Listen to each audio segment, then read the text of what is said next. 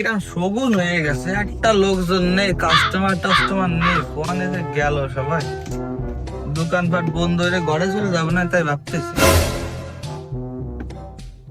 সজীব ভাই একটা সাবান দেন দি ভাই, কিন্তু দামটা একটু কম নেবেন, আমি আপনার রেগুলার কাস্টমার ভাই। চলে আইছে ভাই খদ্দের। নে তুই তো আমার এমনি মনে শান্তি নষ্টের নিয়মিত কাস্টমার। ভাই এর সাথে একটু ফ্রি কিছু দেবেন না ভাই? বুঝলাম না, সাবানের সাথে আর কি ফিরে দেবো? সাবানের সাথে তো সাবানই যায়। ভাই তাহলে সাবানের সাথে সাবানের ফেনাটাও ফ্রি দেন ভাই। ভাই এটা মুদি দোকান, এটা কোনো সেলুন না যে তোমাকে ফেনা বানাই দেবে। আর যাব না বেগুন তুলিতে ললিতে।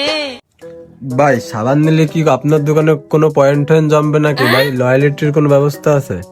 আরে মনি, পয়েন্ট জমবে না মানে অবশ্যই জমবে। তুই আমার যত জ্বালাবি আমার রাগের পয়েন্ট তত বাড়বে, এই তো পয়েন্ট। ভাই এই দোকানে যদি কাটার সিস্টেম থাকতো তাহলে সবার আগে এই লোকটাই ব্ল্যাক লিস্টে করতো। ভাই আসলে আপনি দোকানদার না ভাই, আপনি একটা ডাকাই।